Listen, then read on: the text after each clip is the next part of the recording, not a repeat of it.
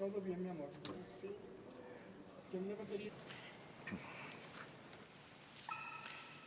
Morning, everybody. It's so good to be back here.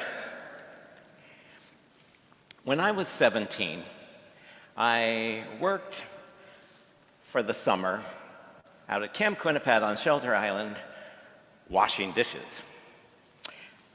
I bought my first sailboat that summer.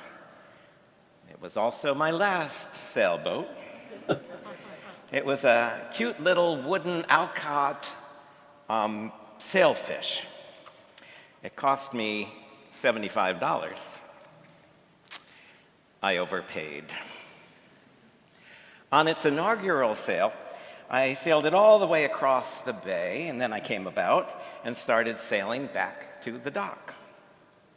About halfway back, it started leaking and filling up with water, sinking lower and lower into the bay, and going slower and slower and slower.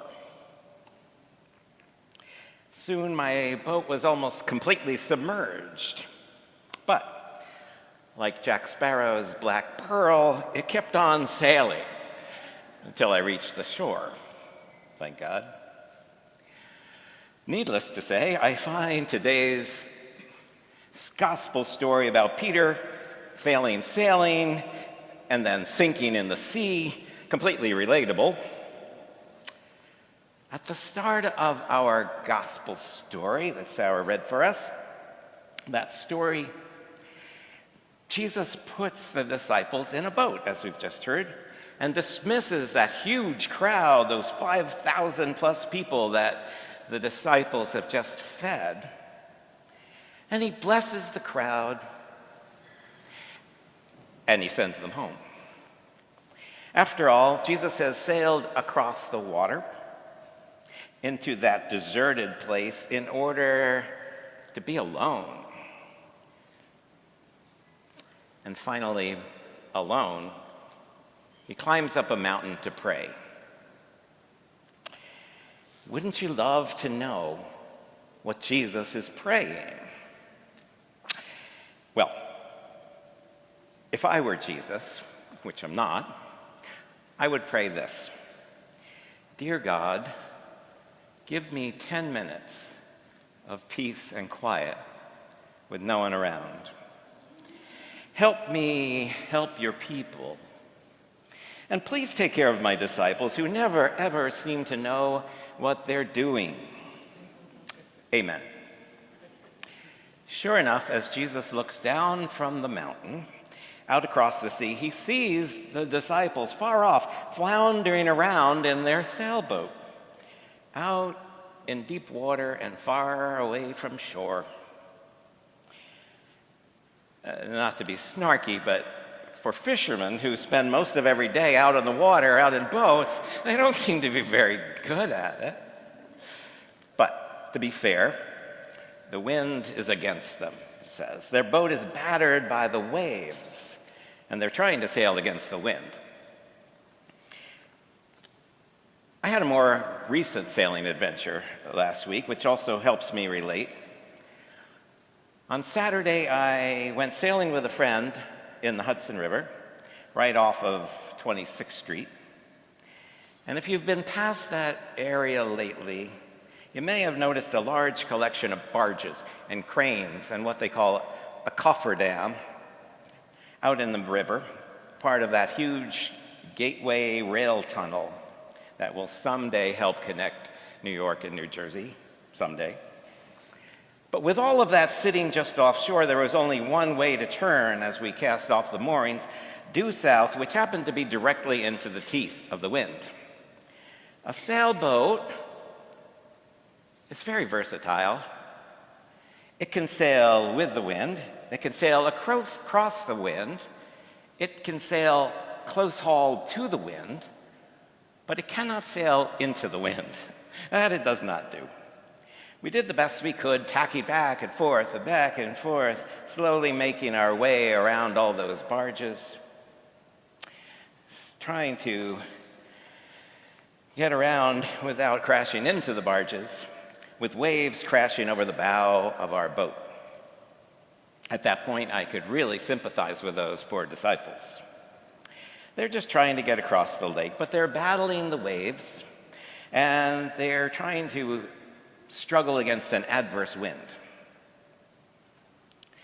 Trying to stick close to shore, but instead they find themselves in very deep water. And at that very moment, as we have heard, Jesus comes to them walking on the water. People who know nothing else about Jesus probably know the story of Jesus walking on the water. And that makes it seem almost normal. Oh yeah, Jesus, walking on the water again, is he? But the disciples have a different reaction, right? How do the disciples react to this Jesus walking towards them on the water? They're afraid. They cry out. They say, "It's a ghost!"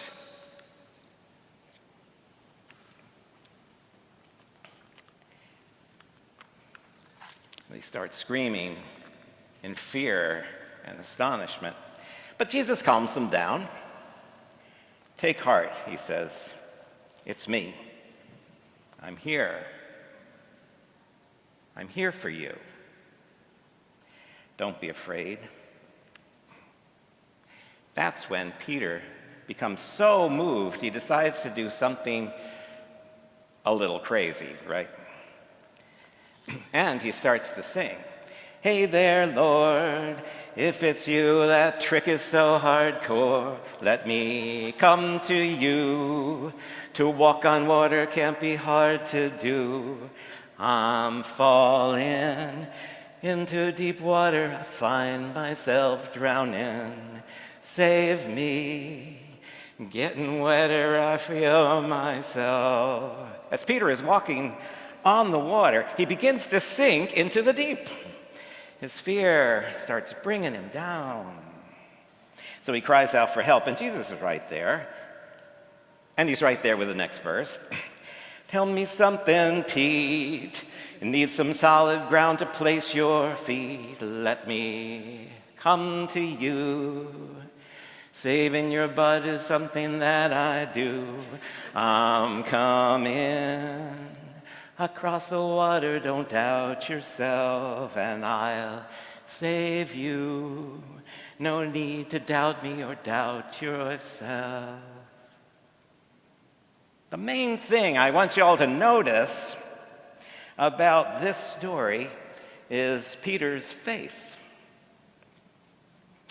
Jesus is going to chide him in a moment for having a little faith. But personally, I wouldn't step out of a boat and try to walk on water, no matter who was telling me to do it. I'm amazed at Peter's faith, right? We don't give him enough credit. Jesus is calling him and he gets out, but we get the impression that Peter steps out of the boat and right away starts sinking, but that's not what happens. That's not what the story says. It says that Peter gets out of the boat and starts walking on the water and starts coming towards Jesus. The Greek is even more emphatic about this. In the original, it says that Peter strolls around on the water. And then, after he's strolling around on the water, he starts walking towards Jesus.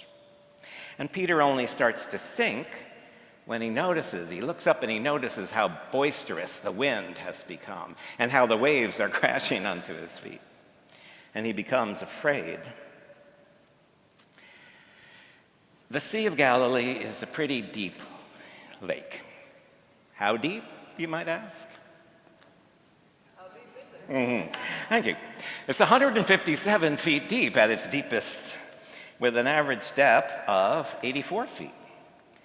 Peter is in pretty deep water, and he probably can't swim very well. So I think Jesus is kind of kidding Peter, teasing him, needling him with his comment about Peter's little faith. And he's singing, "We're at the deep end, why did you fall in? Don't you know I'm your ground? Stand on the surface and don't be so nervous. We're far from the shallow now. From the shallow. From the shallow. From the shallow. We're far from the shallow now. Yeah, sorry. Because you know what? No one else gets out of that boat. Peter takes the leap of faith. And we're talking Peter. We're talking Peter. Hapless, helpless Peter, who is not the most steady of all the disciples. Peter, who has his own doubts and demons dragging him down. Who never seems to think that he's enough. That he's enough. Somehow Peter is the one to jump out of the boat. Peter is the one disciple willing to follow Jesus anywhere, even if anywhere means walking across the water. The thing is, Jesus is there for Peter, and he's there for Peter immediately. I know I just said that I would never step out of that boat, but the story challenges me a little, and it makes me wonder, what risky little thing might I do in order to follow Jesus better, in order to be a better Jesus follower? What might get me to step away from the comfortable and step into the risky, to step out of my sometimes shallow existence and step into something deeper? What would it take for me to believe that somehow, whatever crazy faithful leap I might take, whatever risk I might be willing to take to follow Jesus and his way of limitless love and courageous compassion, to believe that Jesus will be there, immediately reaching out his hand to grab me and catch me and support the work that I'm trying to do for him? I'm not really sure, but I want to be open to that challenge and that possibility. The other day, Charlene and I were riding uptown on the number 1 train, and at the far end of the train, there was a young man, and I noticed he was pretty out of it. Across from him sat a young woman who seemed pretty uncomfortable. She stood up, and I assumed she was going to move away, maybe move closer to where we were sitting, put some distance between her and this guy. But instead, she walked across the subway car, and she bent down, and she said, "Are you okay? Do you need help? Do you want me to call somebody? Do you need me to call 911? Nothing came of it. He waved her away, and she sat back down. But I thought, walking across a subway car isn't that hard. It's risky, but it's easy. I just have to be willing to do it. What would it take for me to step out of the comfortable and step into the risky? To leave the shallowness of day-to-day life and walk instead across the deep waters of love and compassion, knowing that in some way Jesus promises to be there, to lend some support, to hold me up. What about you? What about you? Would you be willing to step away from the comfortable and maybe step into the risky instead in order to better follow the way of Jesus? Because I think that's what it takes. I think that's what it means to live well. I think that's the way towards an abundant life, the life that Jesus promises for all of us, a life that overcomes the things that are bringing us down and dragging us down and lifts us up into a life of limitless love and courageous compassion. And if we can do that, I believe we just might hear the still small voice of Jesus calling across the deep. Hey there, friend, my love for you will never, ever end. I will come to you. Leave you alone is something I can't do. I'm calling. Across deep water we'll find ourselves walking with you. Lifting others, we'll lift ourselves. We're at the deep end, think we might step in, think we might just step out. Living in love, compassion, and justice, far from the shallow now. From the shallow, from the shallow. From the shallow, we're far from the shallow now. From the shallow, from the shallow, from the shallow, we're far from the shallow now. From the shallow.